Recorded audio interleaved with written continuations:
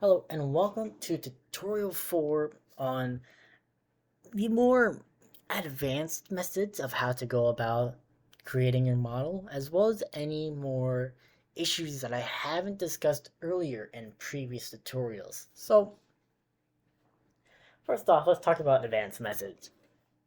Well, let's actually go about sprucing up this model just real quick, just to show you an example of what an end product can look like. Actually, I don't need to do that one because there's no other face. Let's do this, and we want to select these faces right here. The inside of the barrel should not be smooth. In my opinion, it should never be smooth. It should always look like flat. It should always have flat faces because, well, if you think about it, that's just how the grooves inside the barrel are supposed to look like. So you can mimic that just by leaving it flat. Actually, no, hold on. Wait, I did that wrong. Sharp, smooth. But remember, it's going to look weird sometimes. So let's actually go back here. Normals, auto smooth, 180. Now it looks like this. Oh, and we forgot to do the shield. Make that smooth. Oh. Okay. Smoothed out. Now let's also do this for here.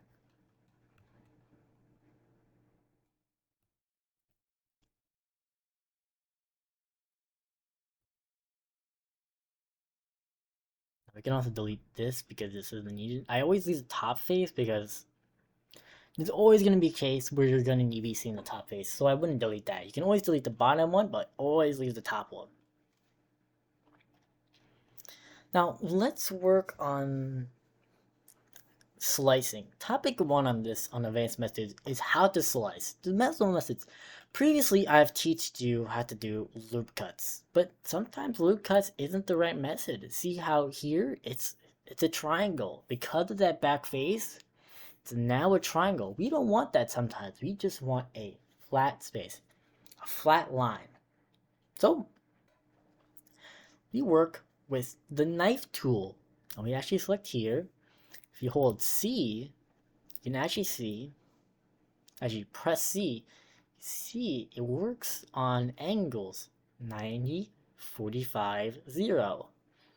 You can actually put it through, go like that, and press enter. And now we have a flat line, well, I mean straight line going through a model, but you know, we don't need to always do that. So we can actually get rid of, let's go back Z. And there's another method you can always do to get that flat cut, because sometimes even knife cuts don't have that precision. Sometimes you want it to be in a certain spot, let's say 0.35, and you just can't get it on 0.35 because you will actually move this angle. So for example, if I were to do this and grab this edge right here and actually move it, it's not going to be on this. It's actually going to be like that. And even if you change it to local, or I mean on the normal, of course you're gonna get that, but you're gonna have to fudge the numbers a whole lot just to get it right. And that's not really fun. We want that level precision, so we actually go and add a plane. Now the reason why we add this plane is so it can be the boolean. So let's go about this. Let's increase the size to maybe 2. And we want it to be cutting through the entire model. So let's say we want this at 1.25. Look at that. Actually select this. And now we can actually just go straight to here. Object modifier properties, boolean, and select the plane as the boolean and apply. Go like this. And now if we go here and you go to edit, boom. We got a line straight through the entire model at 1.25 meters. Now, what we also want to do, just to add a level of detail, is actually add bevels. Bevels also add detail to how your model looks. It adds the roundness that adds detail to your model. We can actually go over here and add bevel. This is the bevel tool right here. We can actually extend it like this. Now sometimes we don't want it to be on the edge. See how I hit this edge before this one? We can actually go and do clamp overlap and see, boom. Now let's add, see how it's just one face? We don't want it, so we add more segments. See how it's rounded out. Now, we don't always want to be looking like this. Sometimes it's a little bit too thin, sometimes a little too thick. So we actually can do it like this, and let's say 0.65. Now we have a much rounder, more outside roundness. Now, we can also do with booleans is actually like a cut-in corner. Not sure what the right wording is, but we'll see in a bit. Grab these edges and go add a boolean. Oh, see right here, I completely forgot. When you do plain booleans, it's going to add an internal face, and that's gonna mess up a whole lot of things. You can actually you always remember when you do plain booleans, you need to delete that new internalized face. And I think these might be separate objects. Yeah, because I did that boolean, it's vertex stacking. Select all, Alt M, and by distance, and now those stacked vertices are now combined. Let's go back to what we were doing. 1, 2, 3, 4. Are these still stacked? I hope they're not stacked. Hold on a second. Yeah, they're still stacked. Why are they still stacked? Oh, hold on a second. Why is there a vertex there? Yeah, you don't need these vertexes. Well, this is just a random vertex, but if I don't delete that vertex, bam, it creates a new face. I'll actually tell you a solution to this, but not right now. Let's create a new face. Actually, 1, 2, 3, 4. Hold on. Okay. Now let's work on the other section of booleans. Go back here and saw how when we added that boolean, I increased the profile of it. See how it does that? You can also do the verts and actually do this. And now, I have an edge in there. So we get 0, 0, 0, 5. Oh, actually, did 2. Select off. And won't you look at that? Cut in corner. Now, this is like a separate plate. Now, the next part of this is actually sometimes you need to extract the face. There's some reasons why you might need to, but for example, let's grab this face right here and do inset face. You can actually do something like this. Inset the face. Well, sometimes you want to be a certain way. Now, just be careful with this. Sometimes it doesn't have the exact same precision you want, even if you want it like this, for example, 0.15, and we're to go maybe relative, for example. It's not always going to be 0.15. Well, it's not always going to be 0.15. It's going to have some level that's always off. So just keep that in mind. You got to play with the numbers. So example for cylinders, for example. Cylinders have this issue where you have to be careful. Because if, let's say, grab this out here, and we actually go and inset this top face. 0.5. I bet you make sure that there is that, let's say, an even number. This is at 3.5. We go here. 4.00242. Why is it there? See how it adds random numbers? You want that. It's unnecessary. So hold on. Let's go here. F. And let's inset again. But this time we turn off even. We turn on we turn off even. And now we do 0.5 again. And now if you look here, 3.5 and 4, exact 4. So if you turn off even, it makes insetting faces. If you're not gonna move this face, if you're just insetting the flat side of a cylinder, turn off even because it's not. If you don't turn it off, it's not gonna be at the place you probably want it to be. But just keep that in mind. Actually, let's go delete this now, and let's talk about bridging faces. Actually, let's create two cubes.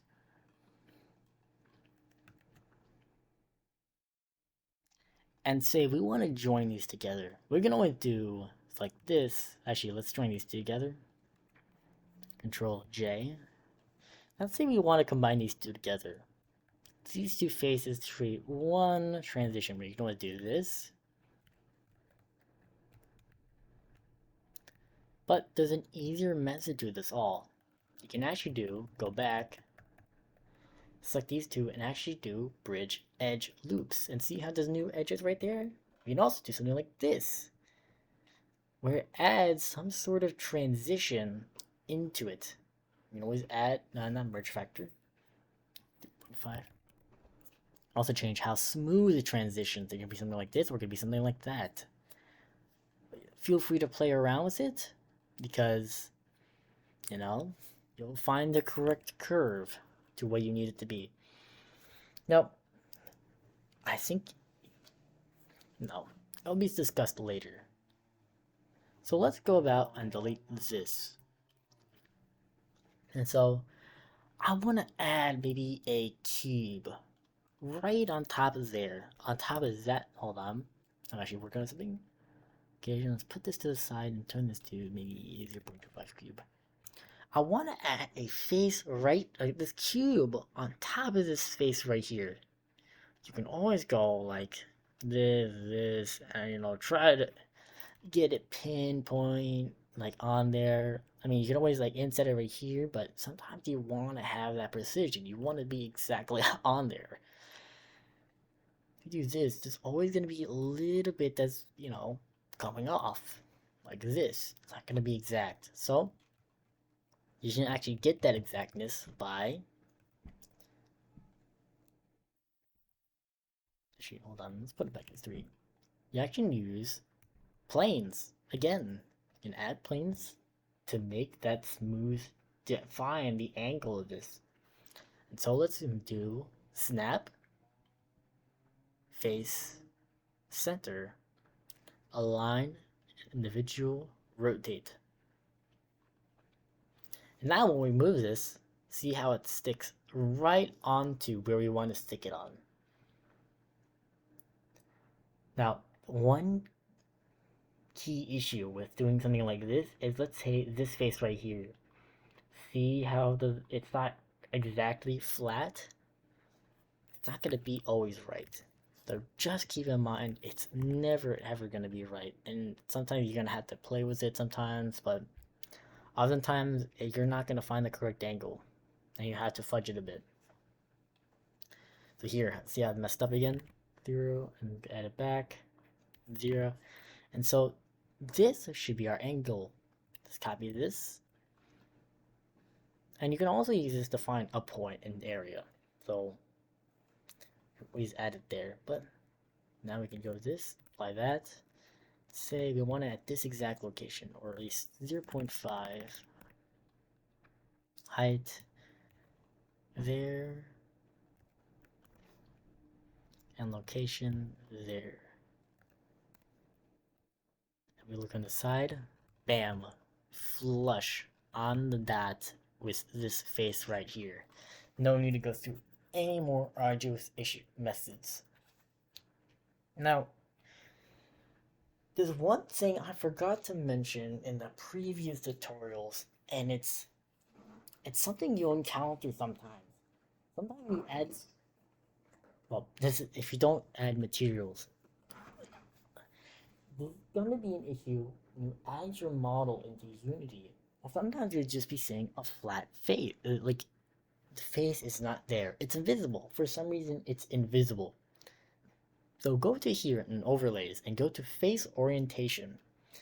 You want to make sure your entire model is blue. Everywhere from where you see it should be blue. And the inside should be red. Inside should always be red, outside should always be blue. If you see here, and I turn this red,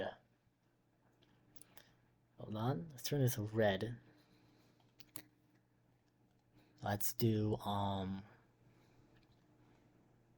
back face culling. See how it's invisible now, but if you look from the inside, it's there. We don't want stuff like that happening. So let's actually fix that. See how I use that method of flipping the face with a mesh, a normals, and either flip or recalculate outside. Some works better, but flipping works much better sometimes when it's like an individual thing, or like set pieces. Say you've like on a curve. You always select those faces and flip them. But sometimes you want to mess with the entire model, and so you could just do recalculate outside by doing A, then recalculate outside. So it's all outside. Sometimes it's not. Sometimes it's a little finicky. That's why you do flip. See, if you do inside, now they're all inside. Now I'm going to do it outside. So just be aware of that issue. This is Future Ed again. And one thing I forgot to mention that I was going to mention in this tutorial was removing certain, like a vertex or an edge or an extra face from a turret. So if you last remember, there was that extra vertex that was created from the plain Boolean method of slicing up your model. Now, I've already removed it from when you've last seen that, but what you could do is something like this. So if you go in here, you see we have these extra edges. So we have this cross up here, and then we have this edge right here. Well, you can always go and delete it like this. See how it deletes the entire face? Instead, what you can do is something like this. So let's select all of these and do dissolve edge, since I'm selecting an edge. So we can do that, and bam, those are gone. Now, in a professional sense, you're not really supposed to have n-gons, because, for example, if it's like an angled plane, so it's like 45 degrees at 45 degrees at 45 degrees, and it's a rectangle and not a triangle, the program is always going to assume it's a tri, no matter what. In order to construct that plane, that quad, it's going to construct it in two tries.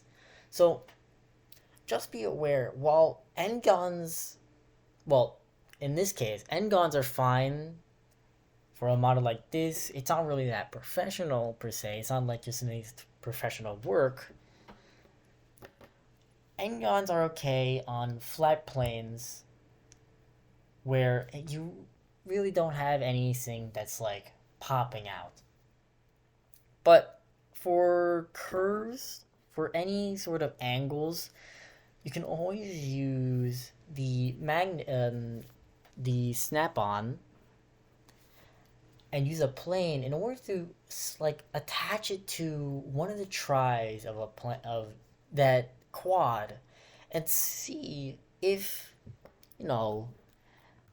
it's all there. So let me show you an example. So let's take this plane over here and let's put it over to the side 3. Let's bring it up by 2, and let's rotate it by 90. Okay. And then from here, let's go about adding, let's slice it from this corner to this corner. Actually, I realize this was in the turret model. Always be careful of that too. Let's remove this by doing P, remove by selection, and now this is a separate entity. Let's do, say, negative 25, and then we want to take this, well, actually, we don't need this edge. Dissolve that edge. Oop, see? It's not always going to be right. Dissolve that edge, and now it's freaking out. Let you make sure everything's okay. Dissolve edge. Yeah. Oh. That fine? Yep, that's fine. So just be careful. Stuff like that can happen. And let's actually... let's pull this back by maybe 0.25. From the front, if you look at it from any angle, you'll see there's that bend. It's stretched out behind. And from the front, you can also see it, but you see it as one plane. Just one quad. And in reality, it's 2 tries. So we can always go and grab another plane and use the snap-on method. And let's slap it on here. And you see right here, you can see that try visualized through this plane. But this other try is not there. If you go over here, now the other try is not there. And this now juts out. It's not on the same face anymore. So if I now take this back and move it back to 0.25, you can now see the entire face is there. Always remember, quads are going to be made up of 2 tries. And when you import it into Unity, it's going to assume it's a try no matter what. It's going to convert that quad into, well, you're not going to see it, but it's always going to convert it to a try. It's always going to assume it's a try and not an n-gon. So just be aware of that. Internally, it's going to convert it into a try. And so that's all I need to teach you today. And this is actually the end of this tutorial. And as I said in the material section, I'm not really planning on doing a tutorial on texturing. I think the NavalArt community, the modding community, is going to be someone that has the resources and the knowledge on how to make, how to add textures to your turret. And it's just something I can't do, but they can do. So if there's any issues that are caused by all 4 of these tutorials that I've made, something you don't understand, join the Discord for NavalArt and go to mod discussion and ask there, hey, I'm having issues with my model in this way and that way, and someone's going to respond. Not on time, there's not really a whole lot of us active there, but we'll respond in due time. And, well, that's it. I hope to see you in the NavalArt modding community. We always need more people, and I always need more people because I'm lazy to work on my mod pack. Alright, ciao ciao.